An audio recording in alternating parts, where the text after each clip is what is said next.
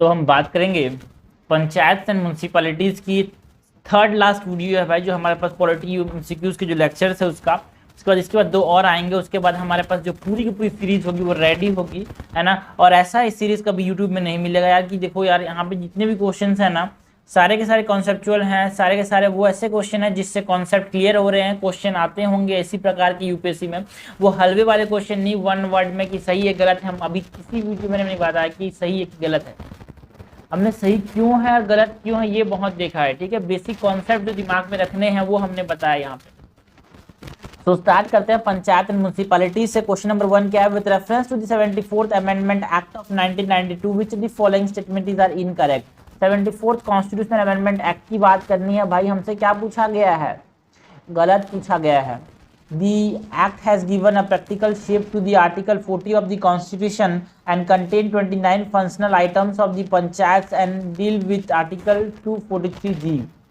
ये गलत है भाई। देखो 74th Constitutional Amendment is something that is related with the establishment of municipalities and not panchayat. So ये गलत हो जाएगा भाई। जो कॉन्स्टिट्यूशनल अमेंडमेंट नंबर कौन सा है? कॉन्स्टिट्यूशनल अमेंडमेंट नंबर 73 है ना। It is dealing with what? Article 40, ठीक है। और 1329 आइटम्स किसमें है? पंचायत की लिस्ट में है, ठीक है। और वो क्या करता है? देखो तीन चीजें आपको दिमाग में रखनी है। 73rd constitutional amendment, article number 40, है ना, ऐसे याद रख लो, ठीक है। तो दो चीज याद रखनी है भाई। कॉन्स्टिट्यूशनल अमेंडमेंट कौन सा है? पंचायत के बारे में ये ऐसे याद रख लेना कि पंचायत के बारे में सबसे इंपॉर्टेंट क्या है? 73rd constitutional amendment, article number 40, 29 functional items, 29 functional items and article number 243G, article number 243G। तो ये सब की बात किसके बारे में होगी? पंचायत के अंदर होगी, ठीक है। So this is incorrect because ये म्यूनसिपैलिटीज की बात कर रहा है। 74th कॉन्स्टिट्यूशनल अमेंडमेंट से हमने म्यूनसिपैलिटीज को ऐड किया था। The act has brought the municipalities under the purview of justifiable part of the constitution. बिल्कुल सही बात है यार, है ना। इसने क्या किया? जो म्यूनसिपैलिटीज थे उसको एक तरह से जस्टिफिएबल पार्ट में बनाया कि हाँ आप इसको लागू कर सकते हैं। करेक्ट हम नहीं, इनकरेक्ट हमसे पूछा, इनकरेक्ट जाएगा A1 ओनली। क्वेश्चन नंबर 2 है with reference to the 74th constitutional amendment act of 1992 which are the following events led to the development of urban local government in modern India. हमको बात किसकी करनी है यार? 74th कॉन्स्टिट्यूशनल अमेंडमेंट की बात देख ली। अभी हमने किसके बारे में बात करता है? 74th constitutional amendment talks about the establishment of the municipalities, ठीक है। तो हमसे क्या पूछा गया है? Which are the following events led to development of urban local government, ठीक है। इंडिया के अंदर हमारे पास जो अर्बन लोकल गवर्नमेंट बना था, है ना, अर्बन लोकल गवर्नमेंट जो बना था वो कौन कौन से यहाँ पे इवेंट्स जो थे उसकी वजह से यहाँ पे अर्बन लोकल गवर्नमेंट हुआ था, ये हमसे पूछा गया है यार, ठीक है। तो ये हमको बताना है। लॉर्ड मेयो रेजोल्यूशन, बिल्कुल सही बात है। 1870 में आया था Lord Mayo resolution and it is for local self government. हम लोग बोलते हैं कि Mayo is the father of मतलब local self government, Lord Ripon, ठीक है। लोकल सेल्फ इंस्टीट्यूशन मतलब फाइनेंशियल डिसेंट्रलाइजेशन की बात की थी लॉर्ड मेयो ने 1870 में। किसकी बात की थी? है ना, लोकल सेल्फ गवर्नमेंट की बात की थी 1870 में, है ना। एक तरह से यहाँ पे फाइनेंशियल सेंट्रलाइजेशन की बात की थी कि हम लोग पैसे देंगे, किसको देंगे पैसे? हम लोग पैसे किसको देंगे? जो लोकल गवर्नमेंट्स है उनको देंगे। So it is local self government, ठीक है। सो दिस इज करेक्ट यार। ये हमारे पास लोकल सेल्फ अर्बन लोकल गवर्नमेंट की तरफ इसने लेके गए हमको। रिपन, तो बच्चे को पता है Ripon is the father of local self government, he is the father of local self government, ये भी सही है। ये भी एक तरह से हमारे पास अर्बन लोकल गवर्नमेंट के डेवलपमेंट में इंपॉर्टेंट रोल प्ले करता है। And royal commission headed by the hob house. देखो भाई जो रॉयल कमीशन था which is headed by the Hobhouse, ये कब देखने को मिला हमको? 1907 में देखने को मिला, है ना। और Lord Ripon resolution is also called as the Magna Carta of local self government यार। मतलब बहुत बड़ा एक इंपॉर्टेंट मोड़ है ये। And royal commission headed by the Hobhouse, ये भी हमारे पास इंपॉर्टेंट था बिकॉज रॉयल कमीशन जो था वो 1907 में हुआ था and it is with reference to decentralization यार, ठीक है। तो ये भी हमारे पास एक तरह से लोकल सेल्फ गवर्नमेंट के लिए रिस्पॉन्सिबल है, एक तरह से उसके डेवलपमेंट के लिए रिस्पॉन्सिबल है। तो Mayo resolution, Ripon resolution, royal commission headed by the Hobhouse, this all are important event है ना which led to the development of urban local government. ठीक है, तो हमसे क्या पूछा गया, करेक्ट पूछा यार, करेक्ट हमारे पास हो जाएगा डी। ना क्वेश्चन नंबर 3 है, which of the following are not compulsory provision under the 73rd amendment act. 73rd amendment act किसके बारे में बात करता है, पंचायत की बात करता है। और पंचायत में हमारे पास क्या है, कुछ प्रोविजंस हैं विच आर कंपलसरी, कुछ प्रोविजंस जिसमें हमारे पास कंपलसरी है और कंपलसरी या फिर voluntary.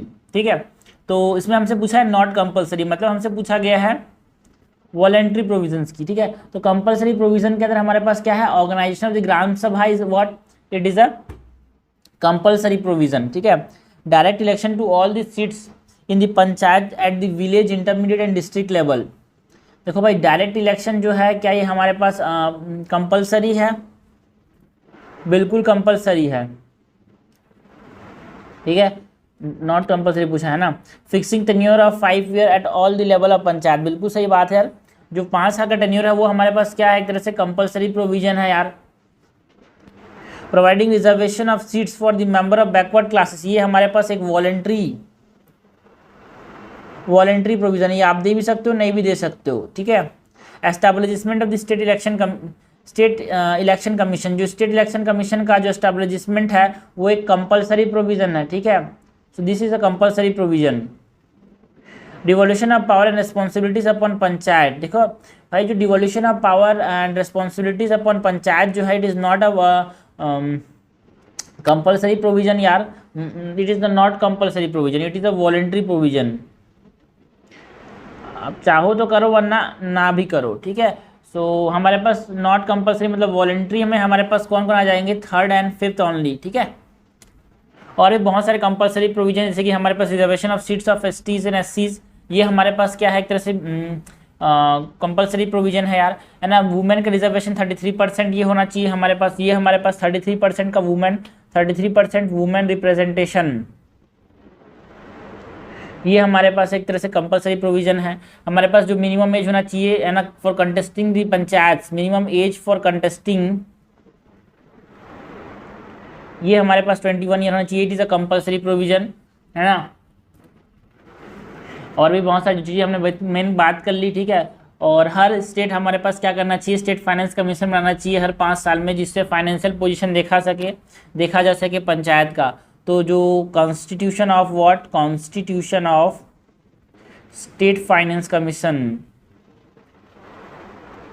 It is also compulsory provision यार। तो जो कंपलसरी नहीं है वो वॉलेंट्री है, इस प्रकार से याद रखो यार, बेसिक कंपलसरी प्रोविजन को याद रख लो, इसके अलावा तो वॉलेंट्री ऐसा याद रख लो ना। क्वेश्चन नंबर 4 है, consider the following statement regarding the PESA, that is panchayat extension to scheduled areas act की बात करनी है अपने को। द स्टेट गवर्नमेंट में nominate members at all the levels of panchayat, क्या स्टेट गवर्नमेंट हर लेवल पे नॉमिनेट कर सकता है यार पीसा के अंदर, हाँ ना, ऐसा नहीं कि हर लेवल पे करेगा। तो state government can nominate members जहाँ पे उनका ठीक से रिप्रेजेंटेशन नहीं हो रहा है, विथ नो रिप्रेजेंटेशन, जिस लेवल पे उनका ठीक से रिप्रेजेंटेशन नहीं हो रहा है वहाँ पे नॉमिनेट कर सकता है। जहाँ पे अच्छा से रिप्रेजेंटेशन है वहाँ पे क्यों नॉमिनेट करेगा बे, है ना। वो इंटरमीडिएट लेवल पे नहीं कर सकता नॉमिनेट, विलेज लेवल पे नहीं कर सकता। मतलब जो नॉमिनेशन होता है ना, ये कहाँ पे होता है नॉमिनेशन, जो नॉमिनेशन होता है वो कहाँ पे होता है, डिस्ट्रिक्ट लेवल पे होता है ना, विलेज लेवल पे नो नॉमिनेशन। ठीक है, वहाँ पे डायरेक्ट इलेक्शन ही होगा पिज़्ज़ा के अंदर। The nomination by the state government shall not exceed, जो नॉमिनेशन जो करेगा state government, it should not exceed more than 1/10 of the total member to be elected in the panchayat.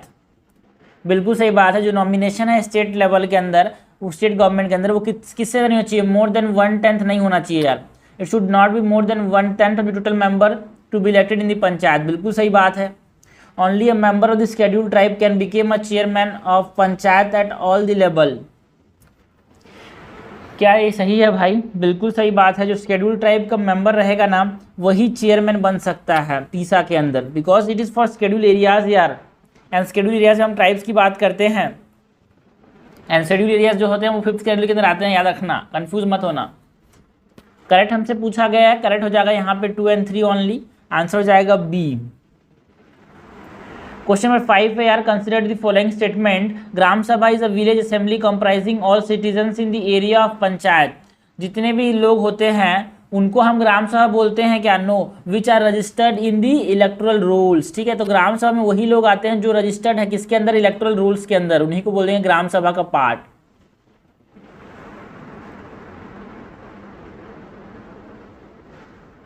which are registered in the electoral rolls of village are part of the Gram Sabha, not all the citizens. So this is incorrect. Gram Sabha aim to strengthen the representation of the post of the head of the panchayat.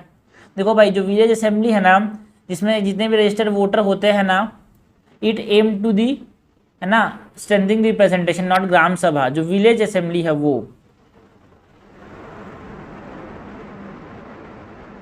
जिसमें जितने registered voter होते हैं, ठीक है, it perform such function as determined by the district panchayat. देखो, जो हमारे पास ग्राम सभा के बारे में बात हो रही है ना, तो ग्राम सभा में एक्सरसाइज जो पावर जो खुद करना चाहे विलेज लेवल पे, यार ऐसा नहीं है कि जो लेजिस्लेचर बोलेगा वही करेगा, ना ना ना। विलेज लेवल पे बहुत बड़ी बॉडी है यार, इसके अंदर बहुत ज़्यादा ऑटोनॉमी दी गई है फाइनेंशियल। हमने क्या किया? डेमोक्रेटिक डिसेंट्रलाइजेशन किया था 73rd कॉन्स्टिट्यूशनल अमेंडमेंट से, हमने पंचायत बना के। तो आप पंचायत को अपना फैसला लेने दे नहीं रहे हो, तो आपने क्या घंटा किया है? कुछ नहीं किया। सो विलेज हमारे पास, विलेज अपने आप से फंक्शन कर सकता है यार, विलेज, ठीक है ना, अपने आप से। तो इनकट हमसे पूछा, इनकट तो तीनों है, आंसर हो जाएगा 5 का डी। क्वेश्चन नंबर 6 क्या यार? क्वेश्चन नंबर 6 है, with reference to the state election commission. हमको बात किसकी करनी है यहाँ पे? स्टेट इलेक्शन कमीशन की, है ना। हमने एक बात की थी यार, बात नहीं की थी, अभी करनी है, ठीक है। Consider the following statement, state election commission conduct all election to the panchayat. क्या स्टेट इलेक्शन कमीशन पंचायत के लिए इलेक्शन कराता है? बिल्कुल सही बात है। तो याद रखना, लेजिस्लेटिव असेंबली के लिए इलेक्शन स्टेट इलेक्शन कमीशन नहीं कराता। लोग कंफ्यूज हो जाएंगे इस चीज़ को। लेजिस्लेटिव असेंबली के इलेक्शन कौन कराता है भाई? Union public service commission, sorry union state election commission नहीं कराता, है ना, इलेक्शन कमीशन ऑफ इंडिया कराता है। Condition of service and tenure of the office of the state election commissioner is determined by the state legislature. देखो भाई, जो हमारे पास सर्विस कंडीशन है या फिर टेन्योर है ना, उसको डिटरमाइन कौन करता है? स्टेट इलेक्शन कमिश्नर का। It is by the governor and not bye the state legislature. हमसे इनकट पूछा, इनकट है जगह बी, है ना। और उसको कैसे रिमूव किया था? स्टेट इलेक्शन कमिश्नर को एज द हाई कोर्ट जज। क्वेश्चन नंबर 7 है, in the context of Indian polity which of the following statement is are correct. हमको बात किसी करनी है, इंडियन पॉलिटी के बारे में बात करनी है। हमसे करेक्ट पूछा है, panchayat can not be dissolve before the completion of its full term. गलत बात है यार, पंचायत कैन बी डिजॉल्व यार, and the new panchayat which is formed it will be for the reminder of the term. Okay, so गलत बोल रहा है यार, ठीक है।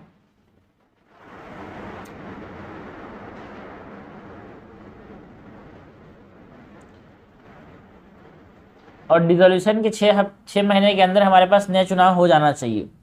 Panchayat reconstitute after the premature dissolution enjoy for the full period. No, मैंने बताया ना, it functions for the reminder of the term.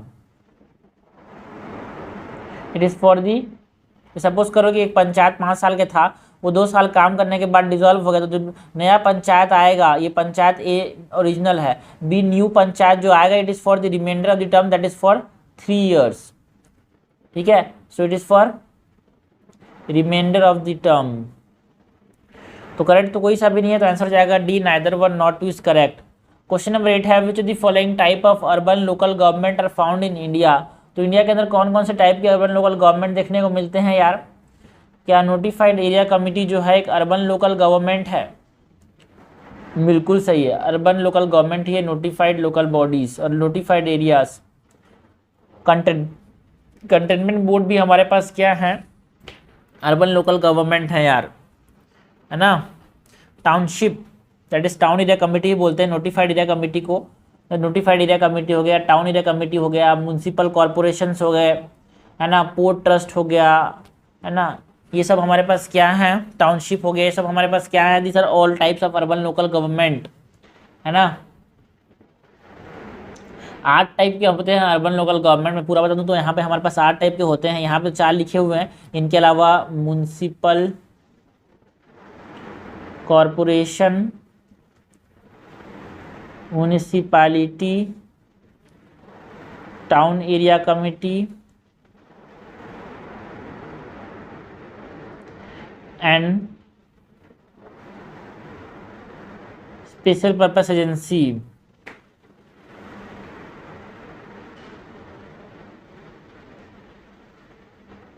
ये हमारे पास 8 टाइप क्या होते हैं, अर्बन लोकल गवर्नमेंट होते हैं इंडिया के अंदर हमारे पास। तो करेक्ट हमारे पास डी हो जाएगा। 1 2 3 4 सारे के सारे अर्बन लोकल गवर्नमेंट के टाइप हैं। क्वेश्चन नंबर 8 के बाद क्वेश्चन नंबर 9 है, consider the following statement regarding the 74th constitutional amendment act of 1992। 74th constitutional amendment it deals with the municipalities bro. It has added a new part, that is part 9A to the Constitution of India। क्या ये सही है कि इसने part 9A add किया है भाई?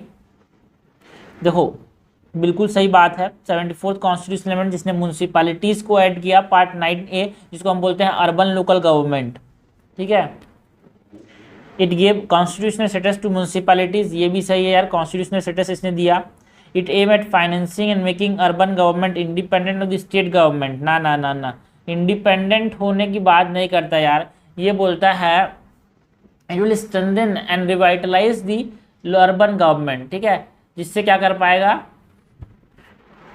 कि ये फंक्शन कर पाए as a unit of local government, ठीक है। ऐसा नहीं कि ये फंक्शन करेंगे independently of the state government, ऐसा नहीं है यार।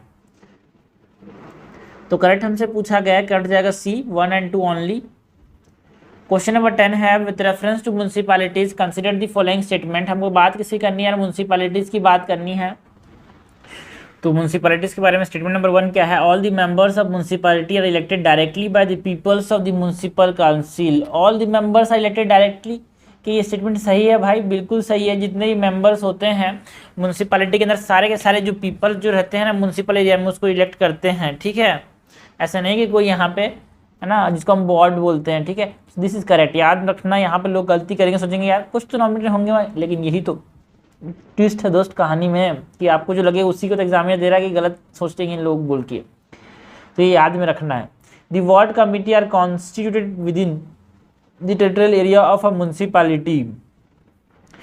क्या ये सही है कि जो वार्ड कमिटी होती है उसको, वार्ड कमिटी जो होती है उसको with in the territorial area में बनाया जाता है? ना भाई, देखो वार्ड कमिटी जो है इट कंसिस्ट ऑफ 1 और 2 वार्ड्स है ना, बट यहाँ पे 1 लाख का क्राइटेरिया नहीं है, ठीक है। ये तो सही है कि 1 with in territorial area of the municipality में कॉन्स्टिट्यूट किया जाता है, बट जो वार्ड कमिटी है वहीं पे कॉन्स्टिट्यूट कहाँ किया जाएगा जहाँ पे 3 लाख या फिर उससे ज़्यादा पॉपुलेशन है, not 1 lakh. So this is incorrect. In municipalities reservation of not less then 2/3 of the total number of seats for women. देखो भाई इतना रिजर्वेशन किसको मिलेगा यार, 2/3 की सीट मिलेगा इसमें। हाँ, रिजर्वेशन जो मिलता है यार इट इज़ 1/3 यार, not less than 1/3। So it is not 2/3। 66% का रिजर्वेशन नहीं है, 33% का रिजर्वेशन है यार। इनकट हमसे पूछा गया है, इनकट जाएगा C 2 and 3 only, okay.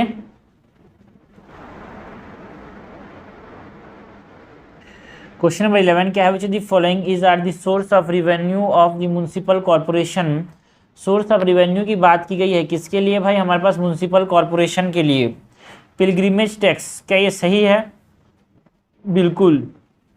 Pilgrimage tax जो है, क्या एजुकेशन सेस लगता है भाई? कोई एजुकेशन सेस, देखो भाई एजुकेशन सेस लगता है क्या? बिल्कुल, ये भी हमारे पास एक तरह से सोर्स ऑफ रिवेन्यू है म्यूनसिपल कॉर्पोरेशन के लिए। सैनिटेशन चार्जेस, प्रॉपर्टी टैक्स और भी बहुत सारे, जैसे कि lightning tax, tax on animal, water tax, market tax, entertainment tax, ये सब चीज़ हमारे पास किसके अंदर आते हैं? लोकल टैक्सेस, जो कि कौन कलेक्ट करता है? म्यूनसिपल काउंसिल कलेक्ट करता है, ओके ओके। जैसे सेस के अंदर एजुकेशनल सेस हो गया, लाइब्रेरी सेस हो गया, है ना, बेगरी सेस है ना, भीख मांगने वाले को भी सेस, उससे उसको भी नहीं बख्शते भाई, भीख मांगने वाले से सेस ले लेते हैं। ये है हमारे पास म्यूनसिपल कॉर्पोरेशन की पावर, ठीक है। पावर नहीं मतलब पैसा कहाँ से आता है, ऐसा नहीं, बस गरीब समझ लेना मत, हमारे जैसे गरीब मत समझना यार, बहुत पैसा है। क्वेश्चन नंबर 12 है, कंसीडर द फॉलोइंग स्टेटमेंट। हमसे करेक्ट पूछा गया है, containment board work under the administrative control of the defence ministry of the central government. जो कंटेनमेंट बोर्ड होता है वो एडमिनिस्ट्रेटिव कंट्रोल किसके काम करता है? डिफेंस मिनिस्ट्री काम करता है, बिल्कुल सही बात है। What are containment board? हमने देखा था these are urban local governments, ठीक है। इसको कंट्रोल कौन करता है, मतलब इसको क्रिएट भी कौन करेगा, सेंट्रल गवर्नमेंट, इसको एडमिनिस्टर भी कौन करेगा, सेंट्रल गवर्नमेंट। बाकी की जो पाँच में से हमारे पास 4 हमारे पास और बचे अर्बन लोकल बॉडीज, उसको हमारे पास कौन एडमिनिस्टर करता है, कौन मेक करता है, स्टेट गवर्नमेंट।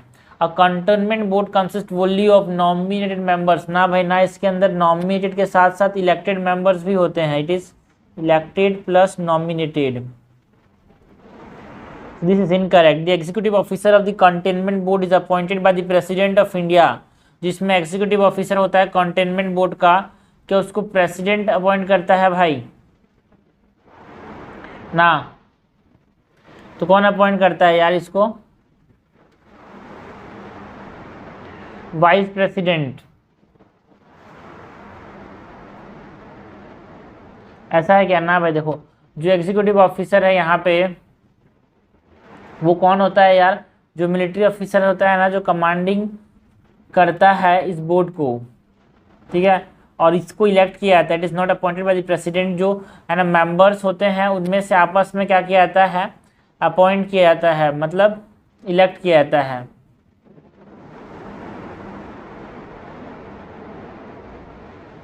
करेक्ट हमारे पास ये हो जाएगा 1 ओनली। क्वेश्चन नंबर 13 है, consider the following statement. Gram sabha is defined in the original constitution of India and is a permanent in nature. क्या ग्राम सभा को परमानेंट, ये तो परमानेंट है, सही बात है, बट क्या उसको ओरिजिनल कॉन्स्टिट्यूशन में बताया गया है यार? हाँ देखो ये जो टर्म है ना ग्राम सभा, वो आर्टिकल 243 के अंदर में तो है, बट ओरिजिनल कॉन्स्टिट्यूशन में नहीं बताया गया है। इसको तो 73rd कॉन्स्टिट्यूशनल अमेंडमेंट से हमने कॉन्स्टिट्यूशनल स्टेटस दिया था यार, तो कहाँ से ओरिजिनल कॉन्स्टिट्यूशन मिलेगा? परमानेंट तो सही बात है। ग्राम सभा में जो भी इलेक्टोरल रोल्स में आते हैं वो सब क्या करते हैं भाई, हमारे पास ग्राम सभा का पार्ट बनाते हैं। In municipalities reservation of not less than 1/3 of the total number of seat is provided to the women. बिल्कुल सही बात है यार, कम से कम 33%, दैट इज लेस देन 1/3। हमको इतना तो कम से कम है ना, एटलीस्ट हमको 33% reservation both at the municipalities and panchayat हमको देना ही पड़ेगा। तो सही बात है, करेक्ट हमसे पूछा गया है 1/3 मतलब 33%। करेक्ट हमारे पास भी हो जाएगा 2 ओनली। ना क्वेश्चन नंबर 14 है यार, इन the context of local self government bodies, हमको लोकल सेल्फ गवर्नमेंट बॉडीज की बात करनी है। हमसे करेक्ट पूछा गया है लोकल सेल्फ गवर्नमेंट बॉडीज के लिए। First municipal corporation in India was set up at Calcutta. पहली बार म्यूनसिपल कॉर्पोरेशन कहाँ पे सेटअप किया गया था? कलकत्ता के अंदर। No, it is set up in Madras. First municipal corporation जो था वो कहाँ पे सेटअप किया गया था भाई? ये सेटअप किया गया था मद्रास के अंदर। Mayo resolution was known as the Magna Carta of the local self government. हमने बात की थी रिपन की भाई, मेयो तो 1870 में आए थे, है ना। जो रिपन का रेजोल्यूशन है, रिपन अच्छा आदमी थे, तो रिपन रेजोल्यूशन जो था वो कहलाता है हमारे पास Magna Carta of local self government, ठीक है। बिकॉज जो मेयो थे उन्होंने क्या फॉलो किया था? He follow a policy of non intervention. तो एक प्रकार से डेमोक्रेटिक डिसेंट्रलाइजेशन ही है, बट हाँ रिपन रेजोल्यूशन जो आया था, है ना, वो कहलाता है Magna Carta of local self government. इसीलिए हम क्या बोलते हैं रिपन को? Lord Ripon is known as father of local self government in India. This is incorrect. Hobhouse was the chairman of the Royal Commission on decentralisation. बिल्कुल सही बात है, हॉब हाउस जो थे उसके चेयरमैन थे, जो कि 1907 में हमारे पास बना था। To investigate what? To investigate the financial and objective relation of the central and provincial government, इसीलिए बनाया गया था इसको, रॉयल कमीशन को। करेक्ट हमसे पूछा गया, करेक्ट जाएगा सी, है ना। नाउ क्वेश्चन नंबर 15 क्या है यार? At the central level the subject of the urban local government is dealt by which of the following ministries. तो अर्बन लोकल गवर्नमेंट का जो सब्जेक्ट है सेंट्रल लेवल पे बात करने की, कौन इनको डील करता है? तो क्या मिनिस्ट्री ऑफ होम अफेयर्स देखता है यार? बिल्कुल सही है। मिनिस्ट्री ऑफ अर्बन अफेयर्स भी देखता है, मतलब मिनिस्ट्री ऑफ अर्बन डेवलपमेंट भी देखता है, मिनिस्ट्री ऑफ डिफेंस तो देखता है कंटेनमेंट बोर्ड को, ठीक है। सो ये तीनों मिनिस्ट्री यहाँ पे इन्वॉल्व होती हैं यार, ठीक है। तो करेक्ट हमसे पूछा गया, करेक्ट जाएगा सी 1, 2 एंड 3। क्वेश्चन नंबर 16 क्या है? Consider the following statement regarding the swap scheme. तो हमको बात किसी करनी है, स्वैप स्कीम की बात करनी है, जो कि न्यूज़ में था यार, ठीक है। तो स्वैप स्कीम क्या है ना? स्वैप मतलब क्या है भाई? स्वैप स्वैप स्वैप सिस्टमिक और systematic voters education electoral participation. Swap का मतलब क्या है? Systematic voters education and electoral participation scheme है ना, जिसको किसने स्टार्ट किया था? इलेक्शन कमीशन ऑफ इंडिया ने स्टार्ट किया था। सो ये नीति आयोग ने स्टार्ट नहीं किया था, इलेक्शन कमीशन ऑफ इंडिया ने स्टार्ट किया था। This scheme is dedicated to enhancing voter literacy. बिल्कुल सही बात है, वोटर के अंदर स्प्रेड अवेयरनेस स्प्रेड करता है, उनके अंदर एजुकेशन प्रमोट करता है, लिटरेसी प्रमोट करता है। बिल्कुल सही बात है यार, ये स्वैप स्कीम नाम से समझ आ रहा है, education electoral participation. Its primary goal is to build a truly participative democracy in India. बिल्कुल सही बात है यार, पार्टिसिपेटिव डेमोक्रेसी को प्रमोट करने की बात करता है। करेक्ट हमसे पूछा गया है, करेक्ट हो जाएगा यहाँ पे D, that is 2 and 3 only. Question number 17 है, in India which of the following is the nodal authority for extradition. Extradition के लिए हमारे पास नोडल अथॉरिटी कौन सा है भाई? Consular passport and visa division. ठीक है, हमारे पास जो consular passport and visa division है CPV, जो कि किसके अंदर आता है? मिनिस्ट्री ऑफ एक्सटर्नल अफेयर्स के अंदर आता है।